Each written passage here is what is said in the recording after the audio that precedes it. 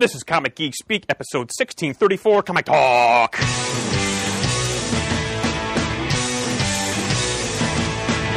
it on Wednesday, and it was like about it going to the volume up. These guys will talk about it, everything that geeks love. From case of laser beams, opinions like the seasons on everything you read. And comics, movies, games, toys, artists, Comic Geek Speak, Comic Geek Speak, Comic Geek Speak, Comic Geek Speak,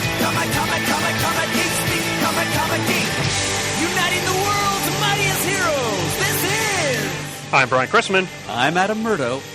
And I'm Chris Everly. Comic Geek Speak. And welcome to the show. This is going to be our, I like to say, loosey-goosey, all over the place. Yep, and Chris is getting loosey-goosey a little early here. Comic up Carl Douglas style with his kung fu fighting on the other end. The rattling and crashing sound that you heard over the mic. Okay, and there will be some comics talked about, I think, in this episode. That's the idea. Well, we'll see to it. We'll see to it. But first, a word from our sponsor. This episode of Comic Geek Speak is brought to you by the fine folks at superherostuff.com. You can go to for all of your superhero stuff. All right. Well, it's the holidays, and they have been busy elves over there, not too far from where we are in the studio over in Sinking Spring. Very true. And they have many new arrivals, new stuff coming in all the time. Some things that caught my eye. A Mr. Potato Head Black Panther. A Mr. Potato Head Doctor Strange. I didn't know these things existed, but they're superhero stuff. So, of course, you've got all kinds of lapel pins, keychains. What is this? Superman caped can and bottle cooler. Of course, you've got the Funko Pops with the Rogue One. I see here Rogue One character. I can't pronounce his name, so I'm going to try to pronounce his name. Yep, Rogue One things seem to be one of their specialties right now, not too surprisingly. Absolutely. There's all kinds of Spider-Man. There's, I'm sure, Guardians of the Galaxy stuff coming up with the movie coming out. New Free Comic Day in May of next year. You know, we had hats, socks, belt buckles, all kind of stuff. The geek lover, whether it's you or in your household, can't go wrong with superherostuff.com. And I just saw today, this actually warmed the cockles of my heart on Facebook, that superherostuff.com had a sock drive in benefit of the Children's Hospital of Philadelphia, and was a success. They helped donate over 1,500 socks and 500 shirts to the hospital there. Worthy cause, certainly. Yes. Socks are important. Oh, yes. So that was great, folks. Superherostuff.com. You can go to for all of your superhero stuff. And they're offering a special discount on expedited shipping for last-minute Christmas presents, too. Get your order in by 10 a.m. on the 23rd of December. You'll probably pay a premium for that, but it's 25% off what you'd normally pay for next-day air shipping. Well, impressive. I didn't. I went because of the timing. I didn't initially mention that because it's so close to. Because actually, as we record this, it is not quite, but almost the winter solstice. We just found out. We're the longest night of the year here in this hemisphere. Not the blackest night. No. Well. Although there is the thing about like it is gonna be like the darkest night with the moon. I don't know. Something I just saw that in the Facebook. Well, today. As long as black lanterns don't appear, and that would not start rising. That would not be good.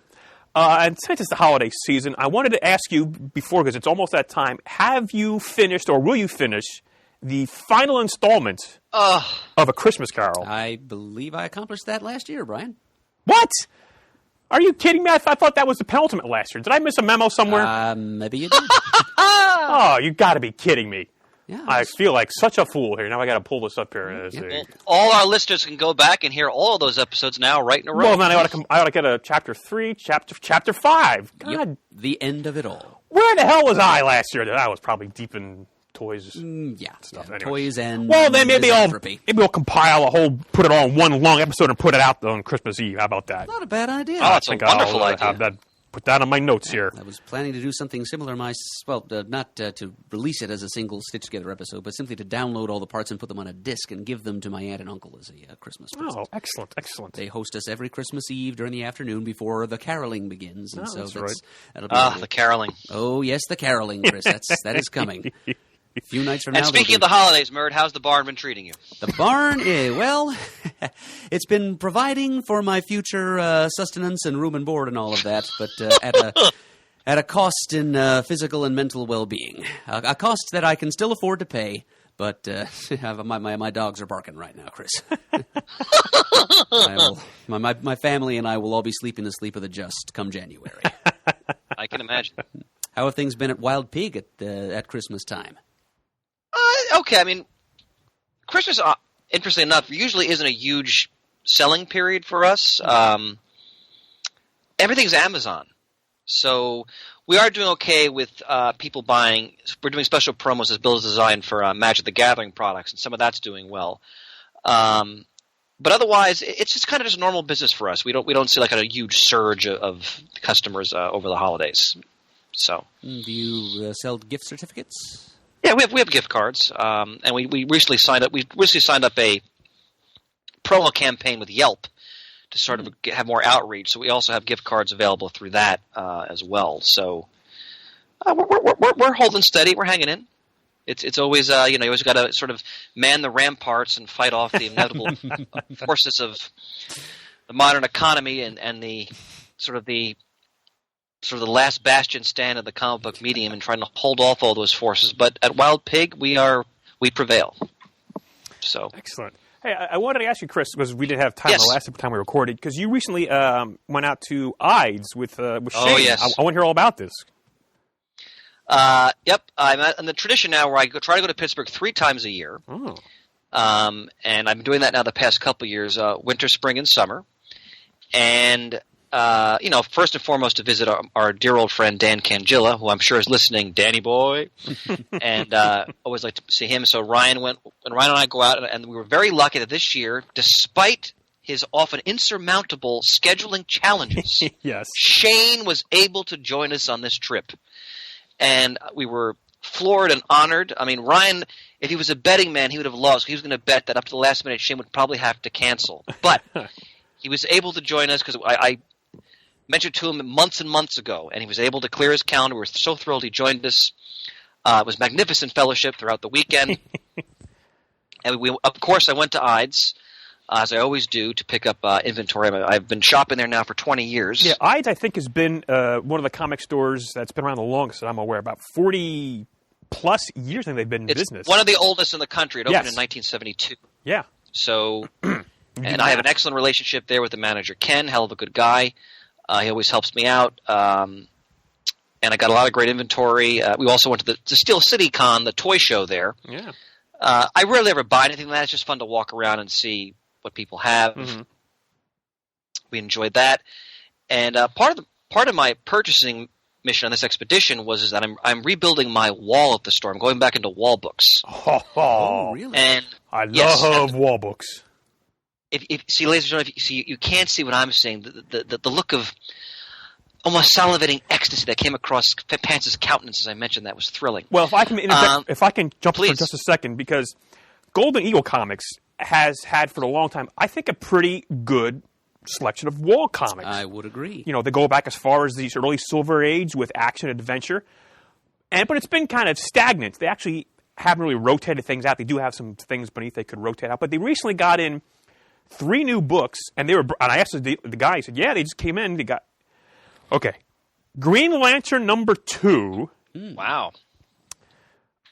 The second showcase appearance of Lois Lane. Oh. And the coup de grace, the pinnacle. Coup de grace, yep. Pinnacle, Batman, I think it's 120, the first appearance of Mr. Zero, later to be known as Mr. Freeze, which I do not have that copy. Oh, well then. But I'm not going to pay the price they have it because it's priced as it should be because it's a key issue. And I mean, it's not in the best condition, but still. But I said, oh my God, new wall books! I love wall books. But anyway, I'm sorry. Continue on with the story there, Chris. Not at all, my friend. I always enjoy your back issue ejaculations.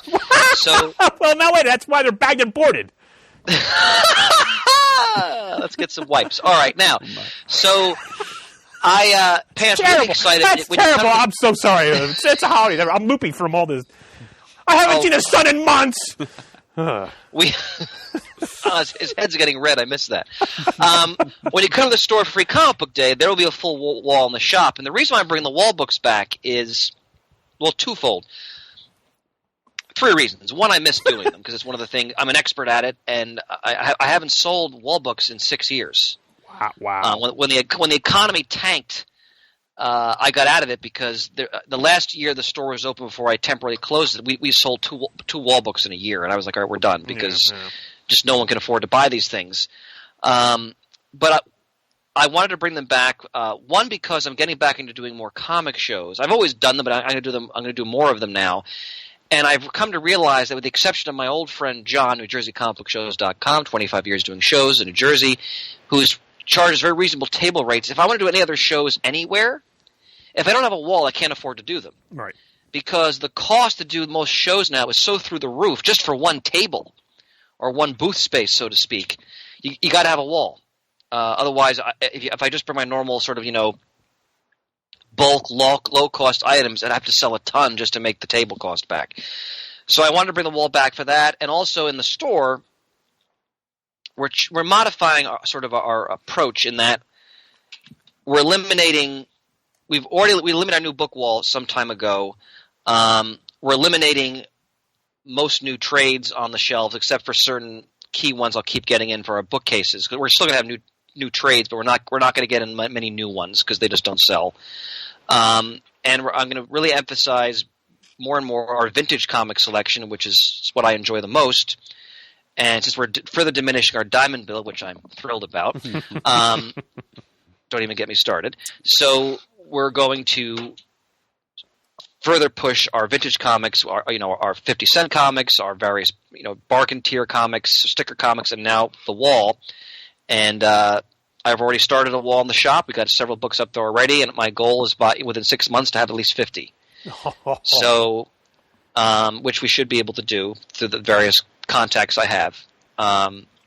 So I'm very excited about it. I'm looking forward to doing more shows. Like, I'm signing up for the Garden State Comic Fest in Morristown in July, which some dealer friends of mine, in fact, John Paul, I mentioned, my old friend Mike Williams, they vended at that show last summer, and they did very well at it. I mean, very well. So I'm going to be signing up to that show. But most of these shows, they're very pricey to do, especially in New Jersey, where everything is just through the roof, just to breathe the air, basically. So that's the other reason. The wall has to be returned, and plus, I love buying and selling, as you do, Pants, vintage comics. And I wanted to more get the back buying into it. than with the selling, but Well, of course.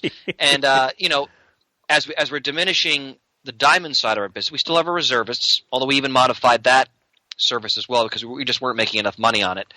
And we're still going to have a selection of new trade paperbacks, but that's being diminished. It's just the nature of the beast right now. Unless you're a really large store in a city like the Midtown Comic, I can't afford to have all this stuff anymore because frankly, very few people buy it. But the vintage comics do very well in our shop and it shows because I price them affordably. And people still want their entertainment. They just need to be able to afford it. So I'm very excited about that. And Ides, as always, was, Pants, you guys have all been there. Oh, yeah. I have to block out like a whole half of a day when I go in there because, at least 3 or 4 hours minimum because I literally go through everything. And, I got boxes for my bargain bins. I started to get some wall books. Picked up some stuff for some CGS listeners who had made requests. I love Ides. If anybody traveling through Pittsburgh or to that area, if you've not been to this store, you love comics, you owe it to yourself to go.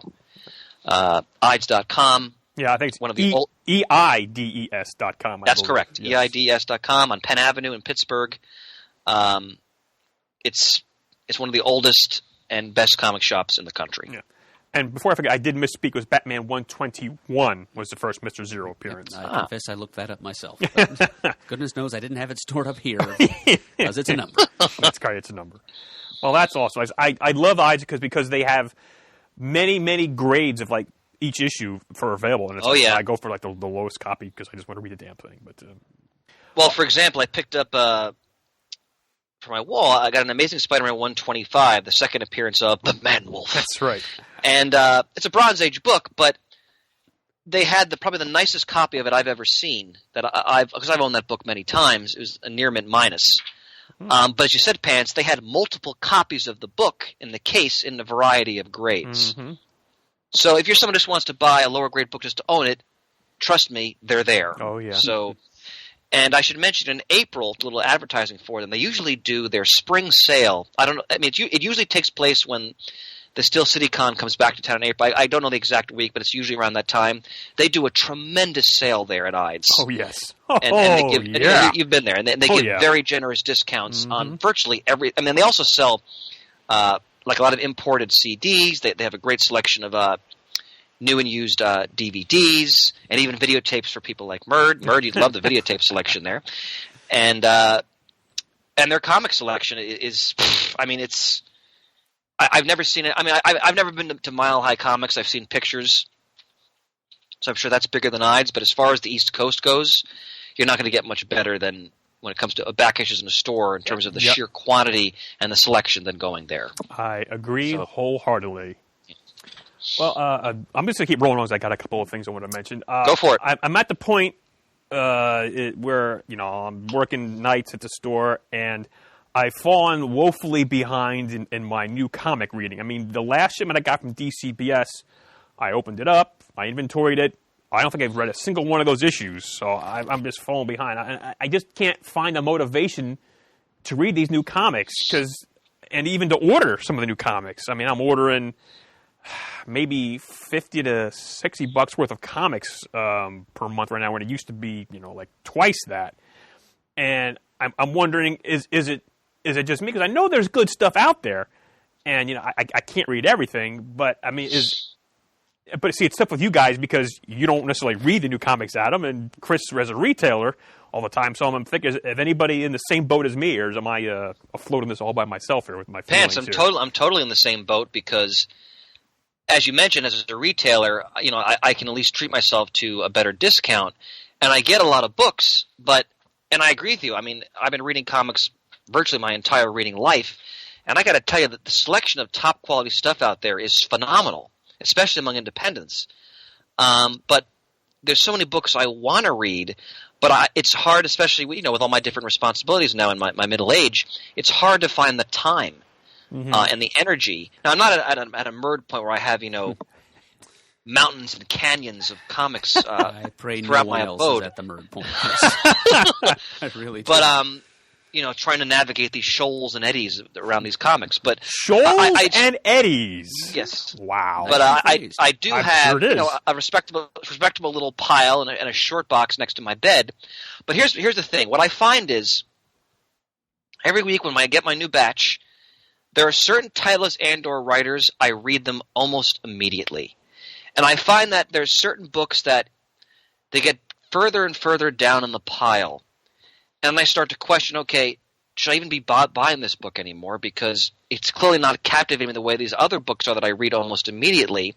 And then you get into that, for a geek, that painful decision of, should I just axe this title completely? For example, as you all know, as many listeners know, I love Spider-Man. I'm a hardcore Spider-Man fan. I am probably a year behind on Amazing Spider-Man. And part of that for me is that I've grown increasingly weary as I get more curmudgeonly in my older age with the two major companies and the fact that I know these books, until there's an apocalypse, financially or otherwise, will never end. And because I know that that's never going to that probably will not happen anytime soon, I don't feel as invested in a lot of these titles anymore. Whereas with a book like a Saga, a Lazarus, a Southern Bastards, the new book Britannia, which is tremendous from Valiant, Murd is shaking his head in affirmation there. These are books that I know these creators, because they're creator owned in many cases. They're going to end. There's a storyline that's going to end, and I find myself more drawn to those books. And part of it is also just my time, in that if I'm going to take the time to read these comics, it just becomes more and harder. I want to be invested in books that I know are going to take me somewhere. Whereas I know it's the nature of the beast; they have to make money. I understand they're corporations, but Batman and Spider-Man, probably my lifetime, are never going to end. Even if the single issue format goes away, they'll probably appear in some other format if they can make money out of it. And I still want to follow those characters, but they're just going further and further down in the pile. Now, having said that, there are other superhero titles that I'm vigorously reading, like the new Aquaman by Abnett, I think is outstanding. Every week that comes out, I read it almost immediately. I'm very much engaged in that character and what they're doing with him. Part of that's because I'm very interested in stories that involve geopolitics and things of that nature. But other titles like a Spider-Man, a Batman, sorry, Tom King, so forth, they just keep going further and further down the pile. But then a book like The Vision, which I found was one of the most innovative titles of the past few years, this is the first book I read every week it came out. Yeah. So a lot of it is just who's writing it and what are they doing with the character, and or is it an independent owned book that has a lifespan to it? Like Kill or Be Killed by Brubaker and Phillips is amazing. Their latest crime noir opus, I read it as soon as it comes out because I know A, I love those creators, and B, I know this story has an ending. It's going to end eventually, so I feel more invested in it. That's my 2 cents. I didn't want to jump in here at all. Well, just to say that I'm in the same boat that you are, and just a lot deeper in the hold than either of you are.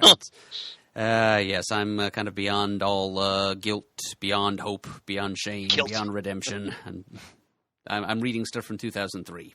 Enough said. Okay. But I am not going to dispose of any of it until I've read all of it. I always remember the words of our co-founder Peter all those years ago. I refuse to die until I have read every comic book that I have amassed. And in the meanwhile, I just continue to buy anything and everything that looks interesting to me and throw it onto the pile. Okay. Murd, what's encouraging about the statement is that I'm reassured now knowing that you will live for at least a century. I'm going to live forever. Oh, I'm going to learn how to fly. Word. Wow, the choreography in that was stunning, ladies and gentlemen, by the way. Yes, I lifted both my arms above my wow, head. Not just one, but both of them. And he kind of shimmied in his seat a little bit there, too. Yeah. Oh, yes. You notice the subtleties. I thank you, Chris. I do indeed, sir. Yeah, I'm not really reading much stuff at home. I'm reading some stuff at work because when I'm at home, at least like right now, I'm either sleeping, watching TV, or I'm playing Lego Dimensions. I can't stop playing Lego Dimensions video game. Struggling with another addiction, I see. Yeah, well, the problem is that I'm not a young person, and I have very limited eye-hand coordinations, it seems, with these video games. I mean, it's a fun game. There's actually a lot of superhero stuff in the game, no pun intended. But there's some new features that came out for it this year, but I'm trying to finish up all the old ones from last year. And there are some open worlds where you can go and explore and do all kinds of things and like little missions and so forth. But there's also these mini races in each world where you can either race, by land, sea, or air. And when you complete them in a certain amount of time, you get a gold Lego brick. Like, woo, a virtual gold Lego brick. Yeah, gold brick. Right. So I'm trying to get 100% with these things. But then if I can't complete, and I would spend over an hour sometimes. That's right, over an hour trying to get one of these bricks because I'm moving around. Oh, I missed a gate. Got to go back. Oh, I was too slow. It's like, I can't do it. But when I'm at work, I've been reading some trades that I picked up recently.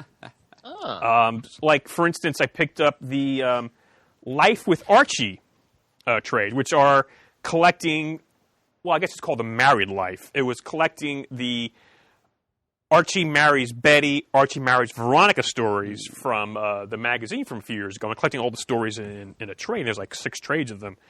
And I started the first one, and I enjoyed it. It's written by, mostly by Paul Kupperberg. Oh, indeed. Yeah. Did Tom DeFalco write some of that? He wrote towards the end of the series. And it was fun. It was reading. They had some back matter in one of the collections, and Paul Kupperberg even admitted sometimes he forgets which world he's writing about. Where Barry's Veronica. Because like in the world where Archie is married to Veronica, Reggie is with Betty. And in the one where Archie's married Betty, Reggie's with Veronica. So you have that. There's a little bit of like some crisis going on where they cross over into different worlds. You got Jughead hooking up with Midge in one world. It's all kind of stuff. But it was enjoyable enough. Cheryl Blossom, turns out she had cancer, so they were taking on some serious type issues in the book for an Archie book, because it was supposedly later on in Archie's life. But then, and I remember hearing about this a couple of years ago. Spoilers for a few years ago book. They killed off Archie in the book. The death of Archie trades. So when I got it, I said, because this is the one where he dies. And actually, the series ended with issues 36 and 37, like with Archie, and there were two double-sized issues. First one dealing with his death, second one dealing with the year after. Damned if that wasn't some really moving stuff. I mean, I had to put the book down several times. It got so moving there, and it was just really a really nice send-off, if you will, to the character. Although he's been rebooted and so forth with the new stuff here, but some really good stuff. So this is his Whatever Happened to the Man of Tomorrow, then. That's probably a pretty good analogy for that. It was really good stuff. I also read, you'll enjoy this, Chris, I read Comic Book Fever from George Corey from Tomorrow Publishing during my breaks at work. And, I mean, we've gone on ad nauseum about this thing, but it is really just awesome. 1976 to 1985, 8 to 86, a celebration of comics. Just articles in depth on anything you can think of, whether it's the creators like John Byrne, George Perez talking about Crisis, talking about there's Archie stuff, there's Star Wars stuff, and they talk about some of the ads, the Hostess ads, the Street Ball ads. It is just a wonderful, wonderful collection. I mean, I can't emphasize that enough. But something else that caught my eye, and I don't know how I missed this when this first came out, because I'm just completely not with it, apparently. Love and Capes from Tom Zoller. Yeah, that's been around for a while. I know, it's been around for a while. It started as a web comic, and it's been in comic book form with the 8-panel page. He has 2 of his 4-panel strips each day in there. Basically, it's my microphone. It says the heroically super situation comedy. It's got so many analogs to Lois and Clark. It's got the Justice League analogs in it, with Batman, Wonder Woman, Aquaman. There's even like a Doctor Strange type character, or Dr. Fate, if you will, type character there. It's just fun comics. Just a romantic comedy, if you will. And I was reading, I guess I got one to try out. I liked it. I bought the second one. So now I have all 4 of them. I just got the 3rd volume yesterday. I already finished that. And now I'm going to read the 4th one. It's just tremendous. I don't know how I missed this all these years. So yeah, I don't either. Tom Zoller's actually been on the show. I know. Well, I guess we interviewed him in New York a couple times. But he was on the My Little Pony panel. You moderated that in Denver a few years ago. Yep. But yeah, I was out in San Diego. I picked up Long Distance from him. And I just enjoyed that. So I was like, I've been reading a lot of trades, not a lot of single issues. That's why I'm so far behind on these things. But yeah, because it's things that I missed. I don't know how I missed this, but I was really devouring that series. It's just, again, there's some laugh out loud moments in there, and it just really. I mean, the people who've been praising this in like the forward and so forth. You've got Mark Waid, Kurt Busiek, Gail Simone, just effusing praise on the series, and rightfully so. I don't know how I missed it all this time, but now I'm glad I caught up on that. Damn good stuff. I'm glad you did too. Yes. I want to mention I finally read the first half of the Dark Side War. I actually read it in Pittsburgh. I have the second trade on my nightstand. Thoroughly entertaining. I haven't read a good old-fashioned, epic superhero event like that in quite some time. That really affected me in the sense that I was enjoying reading, didn't feel bogged down and worn down by it. And the art is stunning in that story. Forgive me, I forgot the name of the artist. I don't have the book in front of me. Was that Jason Fabok? I think it might have been, yeah. What's that, Murd? Was it Jason Fabok, possibly? Yes, I believe so. Like his rendering of Mr. Miracle, next to Kirby, just gorgeous. Terrifying rendition of Darkseid. But it just... Few people do these events better than Jeff Johns. And I'm really looking forward to reading the second half because unlike most of these events, which just, again, tire me out, I was actually engaged and excited by the repercussions of what was going on in the story. Very well done. So I'm really enjoying that. It's good to get back to a good old-fashioned superhero event that didn't feel just commercialized and packaged to the point that I just don't give a damn. This is just a great old-fashioned, epic event where you felt like there were real stakes here, as there should be when the dark side and the new gods are involved. So, good stuff. Yep. For those of you who aren't, who like me, are not such great fans of Fourth World characters interacting with the rest of the DC universe, it's Darkseid versus the Anti-Monitor. So yes. There's the stakes beyond just the Kirbyverse corner of the DC universe, plus the crime syndicate of Earth 3 waiting in the wings to pick up the pieces. So Nice. yeah, so if you like multiverse stories, there's something there for you. And if you like Fourth World stories, it's Darkseid is right there in the title. So. Yeah. You were giving me that look. I was giving you the look, right? Give me the harp. Give me the air harp. There we go. And once again, as that unmistakable music lets us know, it's time once again for Muddle the Murd, our trivia segment on the show. But we have a little twist in this segment. Oh, we have a twist. You are playing for a prize, Murd. What a twist! What a twist! I have here in my hands a Muddle the Murd sent in all the way from Missouri from my good friend, Mr. John Burke. Oh, wowee. All right. Yes, John was our roommate at Heroes Con. Yes. I've known John for quite some time, and he sent in this Muddle the Murd. Okay. All right. The theme of this Muddle the Murd is team-ups and crossovers. Oh, wow. This is a gift. Question number 1. Independent pre-1970s MLJ publications. Many people consider the first superhero team-up to have been between the original Human Torch and the Submariner in Marvel Mystery Comics number 8, cover dated June 1940. However, some people dispute this, as a Submariner was considered by many as a villain. If you do not count this Torch-Subby team-up, then the first true superhero team-up took place in Top Notch Comics number 7, cover dated August 1940. The team-up was between the Shield and what other character? What a great question. That is a great question. Yeah, this is a bit of deep and important superhero trivia. Okay, so it's got to be one of the classic MLJ characters. Oh, my. I want to point out to the audience, Murd has his finger to his head like Professor Xavier, trying to read something telepathically. I'm pressing the replay. Yeah, I'm secretly a Rigelian recorder. I'm just pressing the replay button here. I'm going to say the Comet.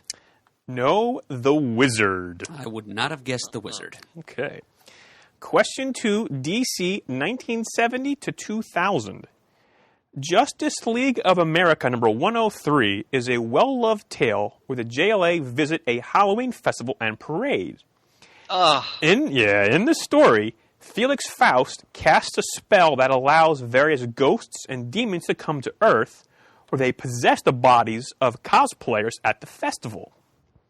This book is known for being an unofficial DC Marvel crossover, as the JLA fight cosplay versions of Thor, Spider-Man, and Captain America. For obvious copyright reasons, Spider-Man and Captain America were named differently in the story. What was the name of the Captain America look-alike? Well, I have not read this story. So I'm just going to have... Well, yeah, there are some comics that I haven't read. Well, I mean... I own thousands of them that I haven't read. So do I. But, yeah, if this had been about, issues 100 to 102, that's when the Seven Soldiers of Victory came back. Right. Of course, it's not. But you know what?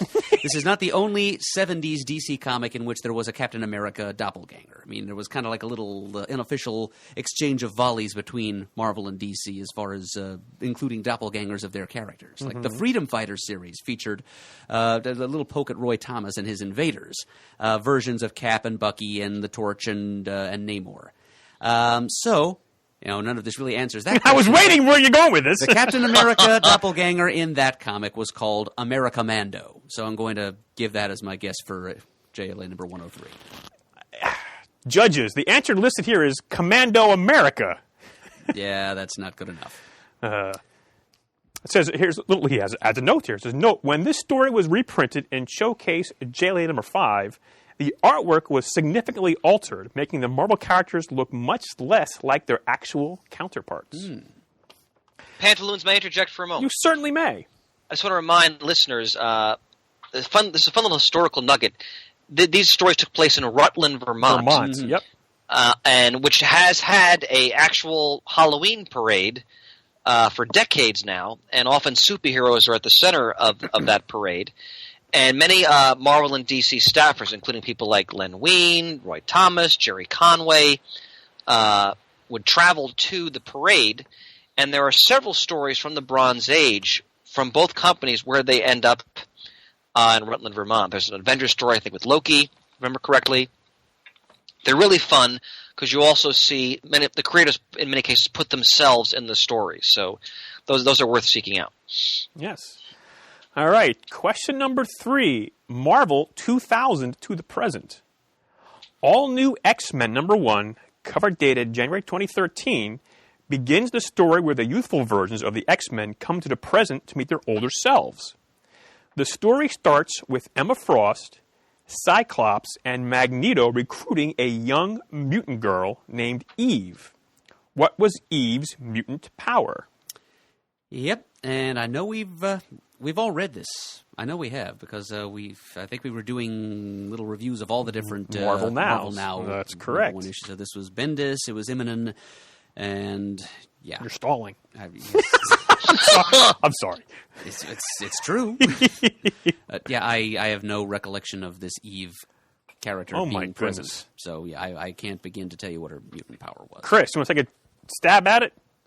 I'm ashamed to say, even though I've read that story, I don't recall what her power was either. She can stop time. Well, useful for a story that involves time travel. But wait, there's a bonus question.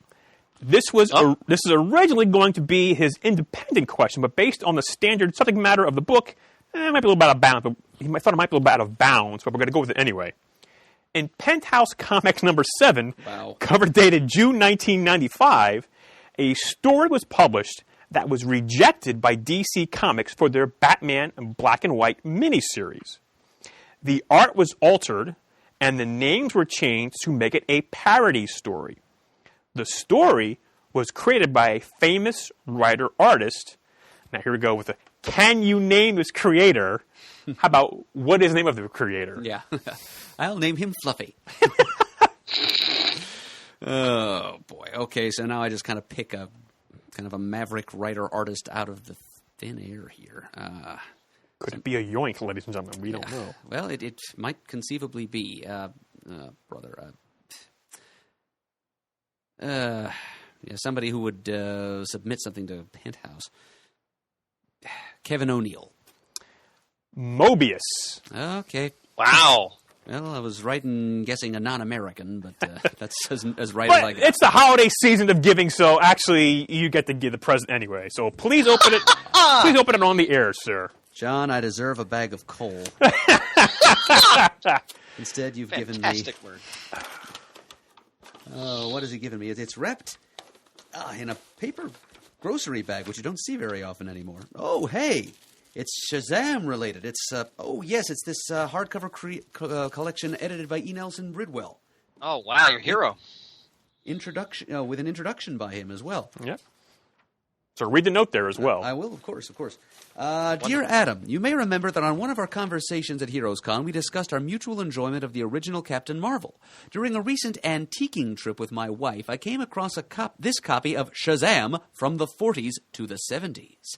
If I recall correctly, you said that you had read most of the issues for your recent Captain Marvel Spotlight online, and I thought you might enjoy these in glorious black and white. And sure enough, it is in black and white. If I'm wrong and you already have a copy, please pass this on to some other Captain Marvel fan. Hopefully our paths will cross again at some future con. Best regards, John. Well, thank you very much, John, and Merry Christmas.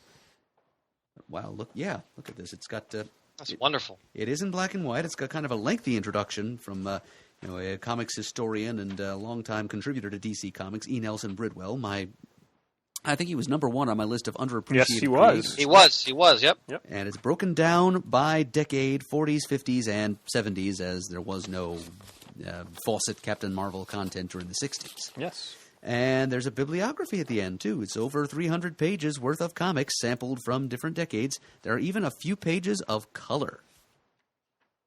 Oh, Murd, what a wonderful gift. Yes, and if I ever get my rear end in gear and finish those Shazam spotlights... Well, those are wonderful. We look forward to them, sir. I feel inspired, and especially since there'll be a Captain Marvel spotlight of another sort in the near future, possibly. Plug. Possibly. Hint, hint, wink, wink, nudge, nudge, say no more. All right, well, since we're sort of getting down towards the end of the year, I know a lot of people do some, like, looking back on the year 2016.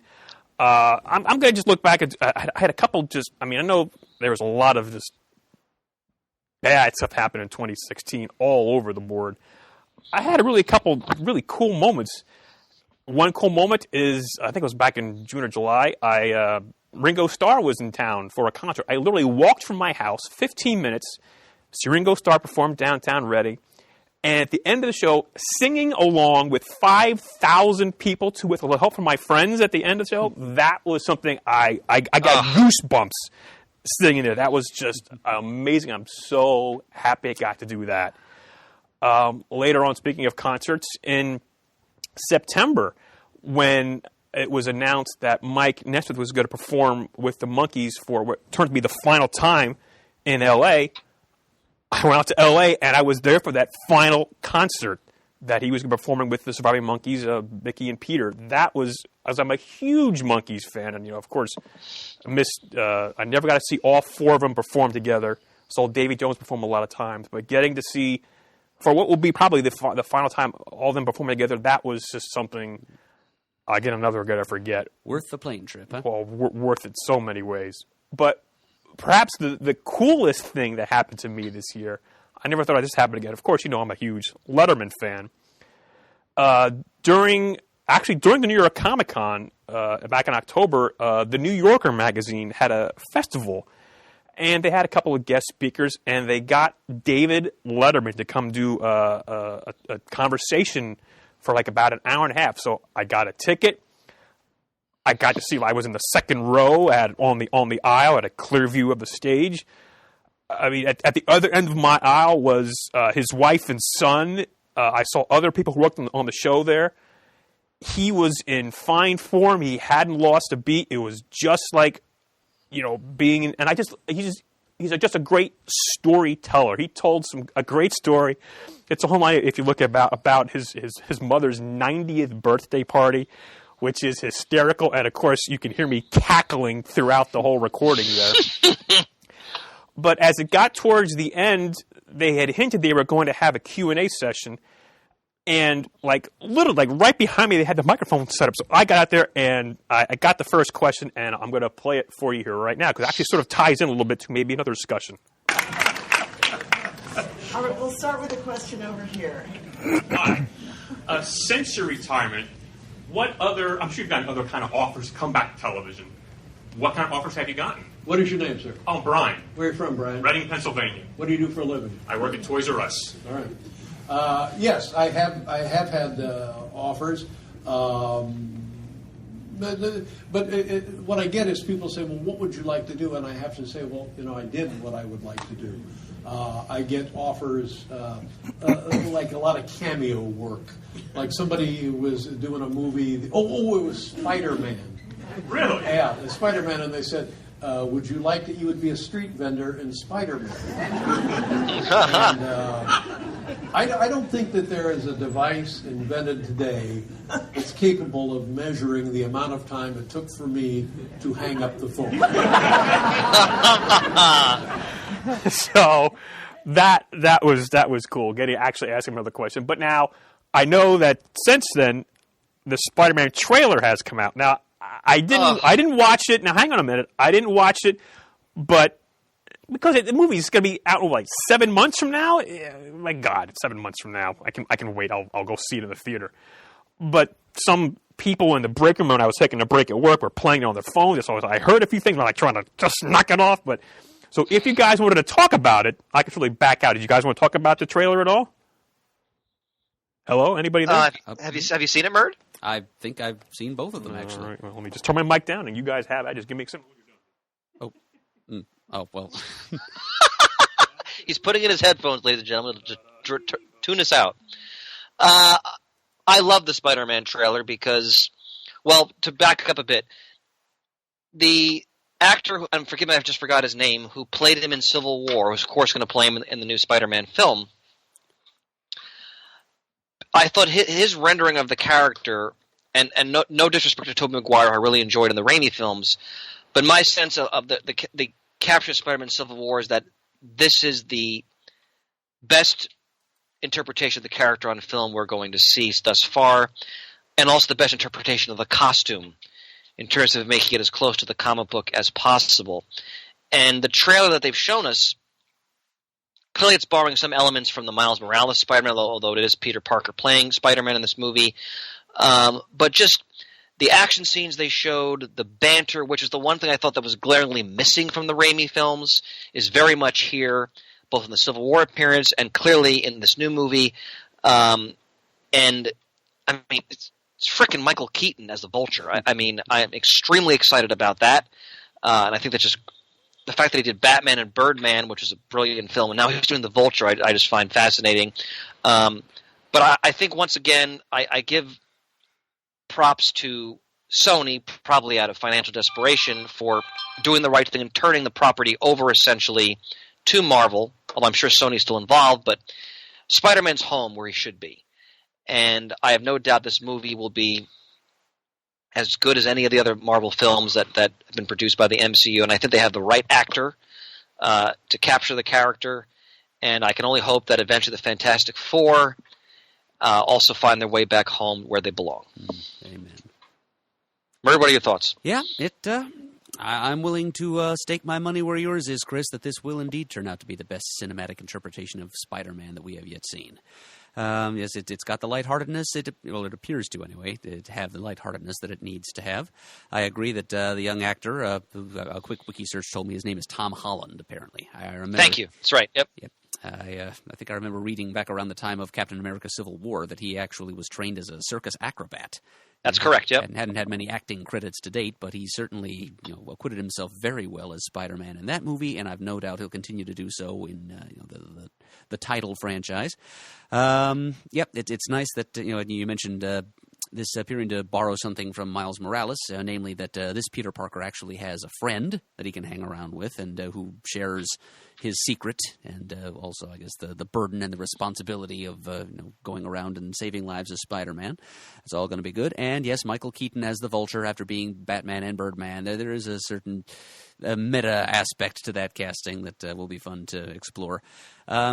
His costume, he looks a bit more like a big drone than like a bird to me, but I guess I kind of wish it were more streamlined. It doesn't have to be the green leotard that Adrian Toomes actually wears in the comics, but I wish it were a little more avian and less aeronautic. Is what I'm saying. But yep, had to nitpick something. And yes, the costume for Spider-Man does look great, Chris. I agree with you there too. He's got the under the arm glider webs a la Ditko. Yeah. It's nice to bring that back in there. So it seems to be stepping back. I think this is supposed to take place before Civil War, like to show us how he has. Oh, I don't know about that, Murr, because they showed Tony Stark in the trailer.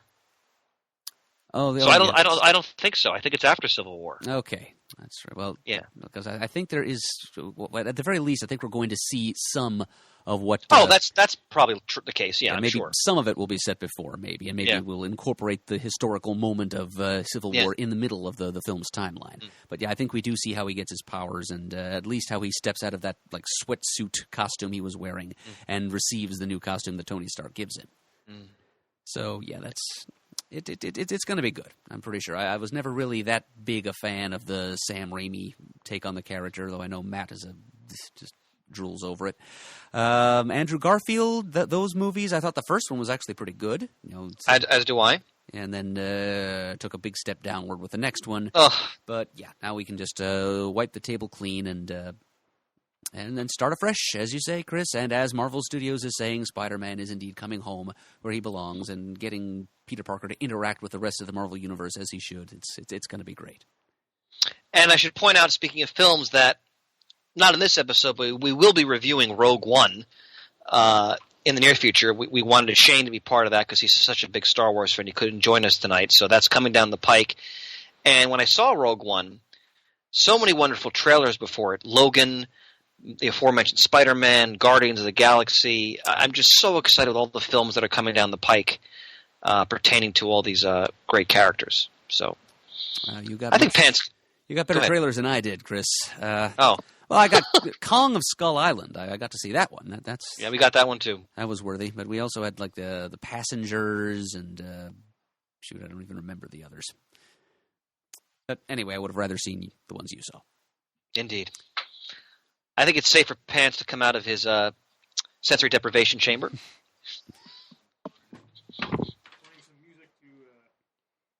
Like my he's back. soundproof booth. Soundproof. Blah, blah, blah, blah, whatever. That's all right.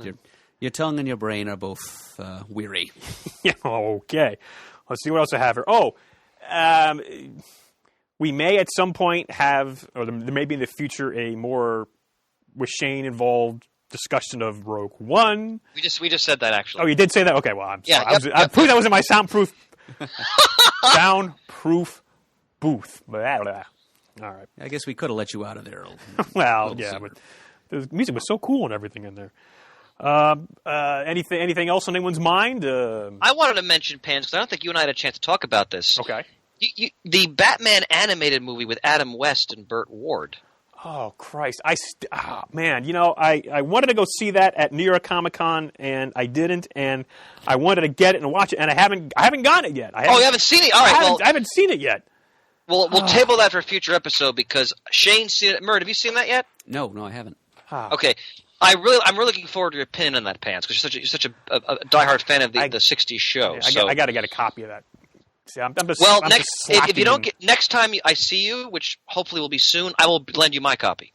You are generous beyond generous, sir. Well, you got to take care of family, you know. Can I borrow some money? I'm a teacher and a comic shop owner. Do you need some money then? And I have 2 kids. There's no money. I'm sorry. Oh, how are you surviving? Oh my good God! I got. Am I forgetting anything? Let's see. I'm going on my list of notes here. Anything looking forward? Go ahead. One thing I wanted to mention. I'm sure Murdo can jump in here, of course. I'm looking forward to when we do our awards early next year, right, Murd? Oh, yes. Yes, we will have the CTS Best of 2016 awards.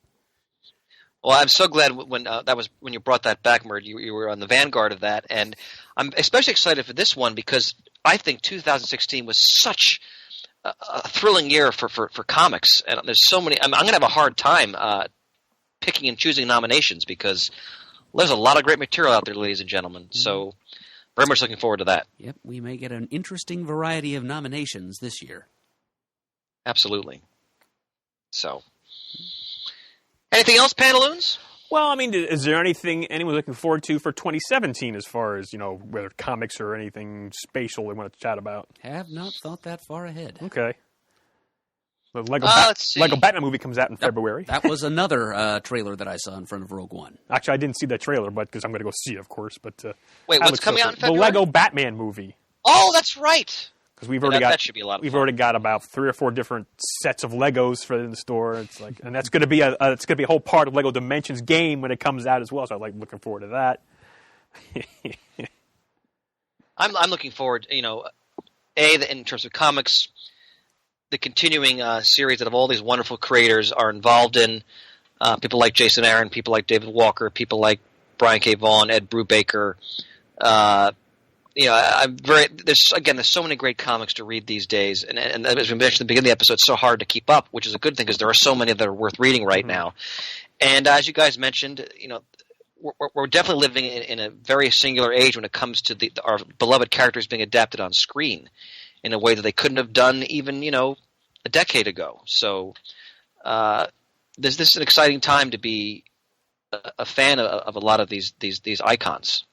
So I'm excited. Even as the actual, as I mentioned before in the beginning of the episode, the actual comic book itself, some might argue economically might be receding a bit, at least from my perspective as a retailer, the characters and their world are alive and well in many other formats, and hopefully comics will continue to be part of that as well.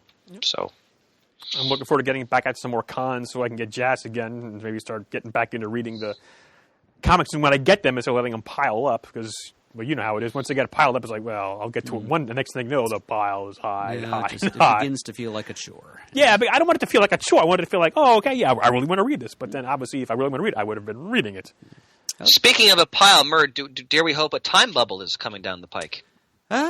Maybe. I was planning to do one months ago, but that it sort of fell through, and now, so I've got the notes. I've got everything. All the prep has been done. I'll kind of have to do it over again to remind myself of what thoughts I had. I think you were doing Alias #1, weren't you? Yes, that is one of the books that I will discuss when the time comes. But the time has not yet come. And Murd, I meant that without pressure. Just we all love those time bubbles. So early in the new year, but we're all just kind of telling ourselves once holiday season has come and gone. It's maybe that pile of books will look more appetizing to you by then, Brian, yeah. once you've had a chance to rest and recover and see the sun. Yeah, I hear. And speaking of the holiday, I'm sorry, Pants. Go ahead. I'd like to see the sun again sometime. It'd be nice. Well, speaking of the holidays, Murd, tonight I'll be trimming our tree, and I have ornaments I purchased this past September at the Murdo store down in Stone Harbor. I'm looking forward to putting on the tree. I'm honored that they will be so used, Chris. Yep. Sorry I couldn't make it out to your store this season, and just logistics made it impossible. But I understand completely, Chris. Believe me, I've had to forego doing lots of things I wanted to do this Christmas season, too.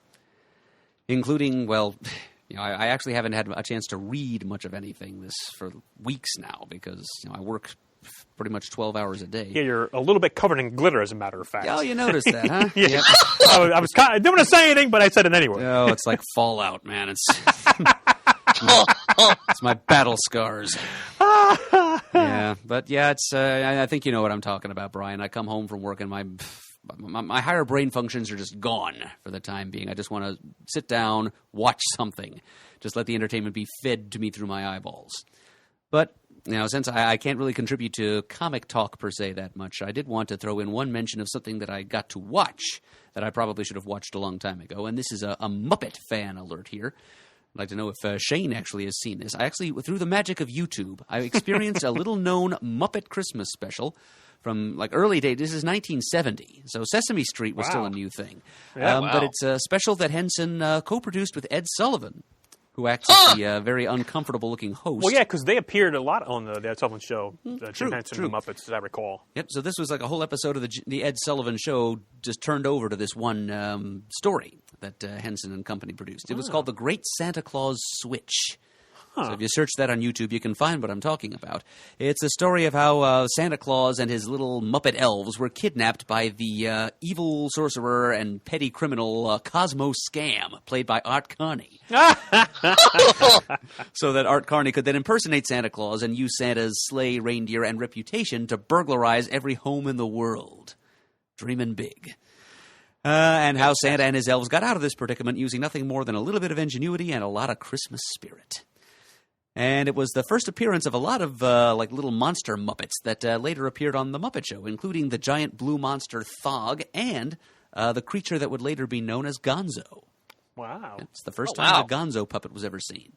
I did not know Murd, that. that was a deep cut. Great. I've read about this special for years, and now I've finally taken the time to sit down and watch it. So, little-known chestnut from that glorious decade of the 70s. I do recommend it, and like I said, just search Great Santa Claus Switch on YouTube, and you can enjoy it too. Excellent. Well, if nothing else, I guess we'll wrap it up for us. Let us wish our listeners a happy holiday season, of course. Thank you, as always, for all your support. And we'll see you in the new year. And this episode of Comic Geek Speak once again was brought to you by the fine folks at superherostuff.com. You can go to for all of your superhero stuff. All right. If you'd like to send us an email, our address is comicgeekspeak@gmail.com. Like to send us a voicemail, it's the number is 267-702-6642. You can like us on Facebook. You can follow us on Twitter. We're at Comic Geek Speak. That's our handle. We'd like all of you, if you have the time, to stop by thecomicforums.vanillaforums.com to visit our forum where you can leave comments and or questions on this episode and many others at our talkback section, or take the time to participate in comics-related discussions with fellow comics readers and or podcast listeners. We have some nice little community we've got going on there. We'd like to thank everyone who's donated monetarily to the show recently or in the distant past. We really appreciate it. We could not continue to do the show without you. And as always, we are uniting the world's mightiest heroes, one listener at a time.